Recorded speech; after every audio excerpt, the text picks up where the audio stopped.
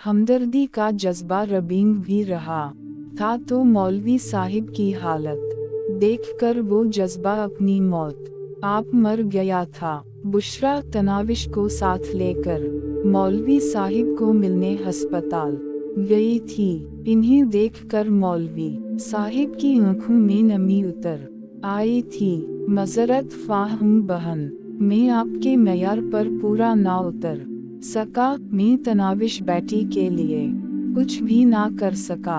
अल्लाह पाक आपको दुनिया और आखिरत की कामयाबी अता करे। मौलवी साहिब, आपकी इस हालत की जिम्मेदार भी हम बेटी हैं, हमें मुआफ कर देना।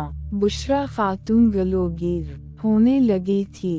परेशान ना हूँ मेरी बहन, मैं अल्लाह पाक की ज़ात से मायूस नहीं हूँ। अल्लाह पाक कोई बेहतर सबब निकालेगा। इसके पास देर ज़रूर है, अंधेर नहीं है।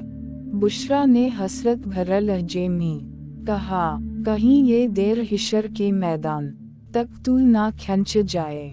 और मौलवी साहिब ने इसकी बात का जवाब दिए बगैर ठंडा सांस लेकर रह गए, क्योंकि अल्लाह पाक के कामों में छपी हकमतें जानना किसी इंसान के बस से बाहर है। हफ्ते 10 दिन बाद मौलवी साहिब सेहत याब होकर घर वापस आ गए, लेकिन अब इनमें इतनी हिम्मत बाकी नहीं रही थी कि दिलावर शेख का मुकाबला कर सकता। मोहल्ले वालों ने इस काम में किसी भी किस्म की मदद करने से मंजूरी जाहिर की थी। इन्हें दिनों तनाविश को मां की ज़बानी मालूम हुआ कि मौलवी महबूब इलाही वो मोहल्ला छोड़कर कहीं और जाने की कोशिश में हैं। इन जैसे मुखलिस इंसान के मोहल्ले से चले जाने के ख्याल ने तनाविश को उदास कर दिया था, मगर वो कुछ भी तो नहीं कर सकती थी। मौलवी साहिब अपने मकान के लिए को मुनासिब खरीदार ढूंढ रहे थे। इसके बाद इन्होंने चले जाना था। मौलवी साहिब जैसे मुखलिस और नेक शख्स को सिर्फ इस वजह से मोहल्ला छोड़ना पड़ रहा था कि वो बेटी की मदद नहीं कर पाए थे, और आने वाले दिनों में दिलावर शेख की मजीद खबासतों से आँखें चराने के लिए वो अपना आबाई घर छोड़ने पर तैयार हो गए थे। मोहल्ले के काफी बुजुर्गों ने दबे लफ्जों में मौलवी साहिब को इस अक़दाम से बाज रखने की कोशिश की थी, लेकिन जो लोग एक गुंडे के खिलाफ मौलवी साहिब के साथ कंधे से कंधा मिलाकर खड़े नहीं हुए थे, वो अपनी बात मनवाने के मिजाज नहीं थे। मां के मीना से मौलवी साहिब के जाने की खबर सुनकर वो सारी रात सो नहीं पाई थी। अगले दिन वो अपने कॉलेज के गेट के सामने से गुजरती हुई आगे बढ़ गई थी। इसके दिमाग में अजीब तरह की हसरत हलकोरा ले रही थी।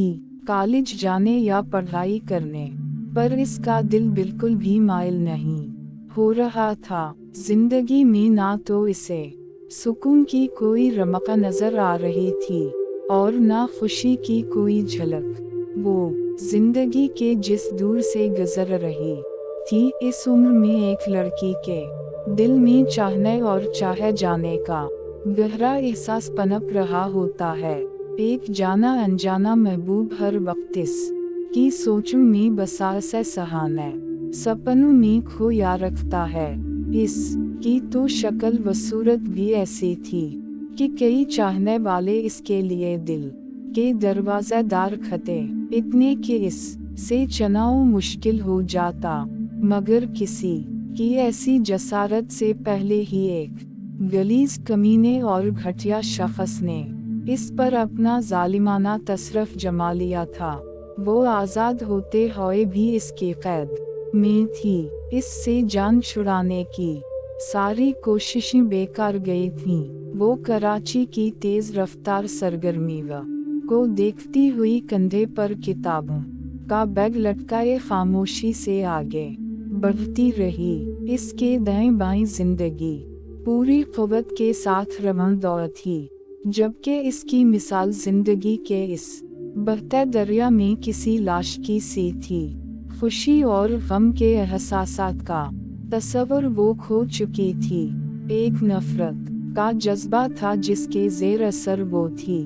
दिलावर शेफ की अबरतनाक मौत ही इसकी जिंदगी की सबसे बड़ी ख्वाहिश और सबसे बड़ी खुशी थी। दिलावर शेफ की बीवी बनने से मौत को गले लगा लेना कई गुना ज्यादा आसान था, लेकिन मरने से पहले वो इस मूजी को अपनी आँखों के सामने तड़पते हुआ मरते देखना चाहती थी।